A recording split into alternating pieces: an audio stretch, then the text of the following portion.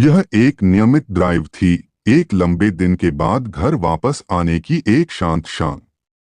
मैं ऑफिस से देर से निकला था और सड़कें सुनसान थीं, अंधेरे में लिपटी हुई थीं, सिवाय मेरे हेडलाइट्स की कभी कभार टिमटिमाहट के जो अंधेरे को चीरती हुई दिखाई देती थी। जीपीएस ने बताया कि मेरे घर पहुंचने में 1 घंटे से थोड़ा ज्यादा समय लगेगा। यह एक सुकून देने वाला विचार था क्योंकि मैं सड़क की लय में ढल गया था। रात अस्वाभाविक रूप से शांत थी। यह वह भयानक सन्नाटा था जो आपको बेचैन कर देता है, ऐसा जहां झींगुर भी चुप हो गए हों। मेरा रेडियो मीलों पहले ही बंद हो गया था, जिससे मुझे सिर्फ इंजन की आवाज ही मिल रही थी। मैंने दमनकारी सन्नाटे को अनदेखा करने की कोशिश की, इसके बजाय डामर पर अपनी कार के टायरों की आश्वस्त करने वाली आवाज पर ध्यान केंद्रित किया। फिर ऐसा हुआ, एक अचानक झटकेदार झटका। मेरी कार हिली, स्टीयरिंग व्हील मेरे हाथों में हिंसक रूप से हिली। मैंने ब्रेक लगाए, लेकिन कार फिसल गई, सड़क पर फिसलने से पहले एक झटके के साथ रुक गई। मेरा दिल जोर से धड़क रहा था जब मैंने विंडशील्ड से झांका, यह देखने की कोशिश कर रहा था कि आखिर गड़बड़ी किस वजह से हुई। मैं बस सड़क के बीच में पड़ी एक काली आकृति को देख पाया। एक गहरी सांस के साथ मैं धीरे धीरे कार से बाहर निकला, हाथ में मेरी टॉर्च थी। किरण अंधेरे को चीरती हुई एक बड़ी काली वस्तु को प्रकट करती हुई दिखाई दी। जैसे जैसे मैं पास पहुंचा, आकृति स्पष्ट रूप से सामने आई। यह एक गिरी हुई पेड़ की शाखा थी जो मोटी और मुड़ी हुई थी। मैं खुद से बड़बड़ाया, असुविधा से परेशान। मेरी कार को नुकसान पहुंचाए बिना मैं उस पर से ड्राइव नहीं कर सकता था। मैं शाखा को हिलाने ही वाला था कि मैंने इसे सुना, मेरे दाईं ओर जंगल से एक नरम सरसराहट की आवाज। मैं जम गया, मेरी सांस मेरे गले में अटक गई। आवाज के बाद एक फुसफुसाहट जैसी आवाज आई, इतनी धीमी कि मुझे यकीन नहीं हो रहा था कि मैंने इसे सुना है या नहीं। मैं एक पल के लिए वहां खड़ा रहा, अपने कानों पर जोर डालते हुए, खौफ की रेंगती हुई भावना को अनदेखा करने की कोशिश कर रहा था। मैंने चारों ओर नजर घुमाई, पेड़ मूक प्रहरी की तरह खड़े थे, उनकी छायाएं लंबी और खतरनाक थीं। हवा में जिस तरह से वे हिल रहे थे, उससे मेरी रीढ़ में सिहरन सी दौड़ गई। मैंने अपना सिर हिलाया, बढ़ती बेचैनी को दूर करने की कोशिश करते हुए। संभल जाओ, मैंने खुद से कहा।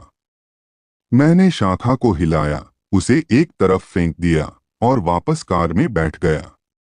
जैसे ही मैं इंजन चालू करने वाला था, मेरी खिड़की पर एक तेज दस्तक ने मुझे चौंका दिया। मैं धीरे से मुड़ा, मेरी टॉर्च ने बाहर खड़े एक आदमी की आकृति को पकड़ा, उसका चेहरा अंधेरे में छिपा हुआ था। मैंने खिड़की को थोड़ा नीचे किया। क्या मैं आपकी मदद कर सकता हूं? उस आदमी ने तुरंत जवाब नहीं दिया। वह बेचैनी से इधर उधर घूम रहा था, उसकी आंखें सड़क पर इधर उधर घूम रही थीं।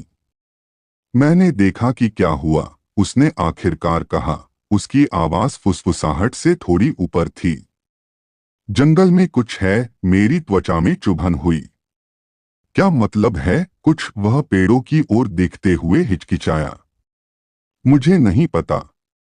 मैंने एक आवाज सुनी, जैसे कुछ कोई हिल रहा हो। मैंने सोचा कि अगर आपको मदद की जरूरत है तो मैं जाकर देख लूं। मैंने भौहें सिकोड़ी, जंगल में उसे पीछे देखने की कोशिश की।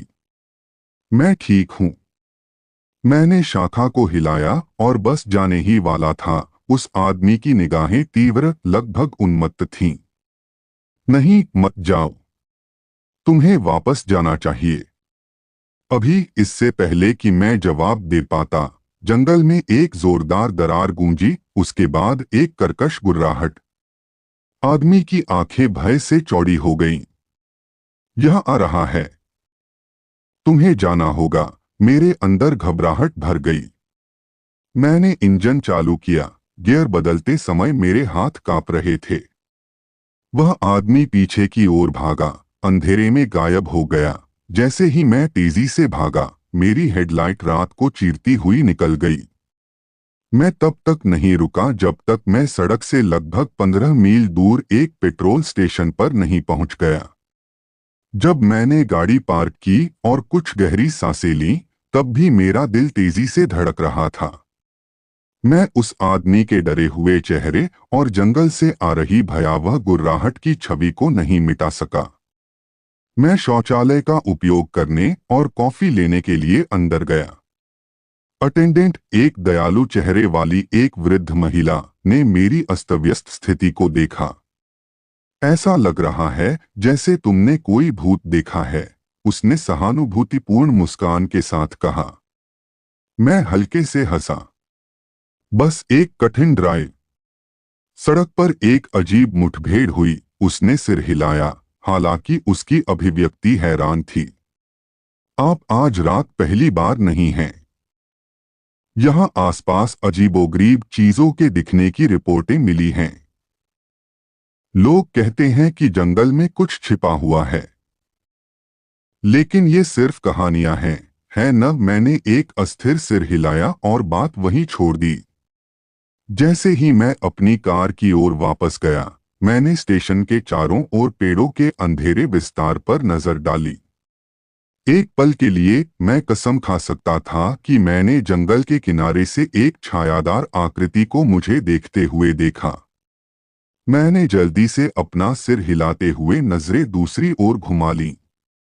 जब मैं आखिरकार घर पहुंचा, तो मैंने रात को अपने पीछे छोड़ने की कोशिश की। अगली सुबह जब मैंने अपनी कार की जांच की, तभी मुझे कुछ अशांत करने वाला लगा। गिरी हुई शाखा के नीचे मिट्टी में धंसा हुआ एक छोटा, जंग लगा चाकू था। ऐसा चाकू जिसे आप शाखाओं को काटने के अलावा किसी और काम के लिए इस्तेमाल करते हैं। और फिर मुझे एहसास हुआ, वह आदमी, उसकी उन्मत्त चेतावनी सच्ची थी, लेकिन मुझे समझ नहीं आया कि क्यों। जब मैं वहां खड़ा था, तो जो कुछ हुआ था उसका पूरा भार मुझ पर आ गया। मैं बाल बाल बच गया था, या जो भी उस जंगल में छिपा हुआ था, और मुठभेड़ उससे कहीं ज्यादा भयावह थी जितना मैंने सोचा था। असली मोड़, मैंने जो गुर्राहट सुनी थी वह किसी प्राणी की नहीं थी।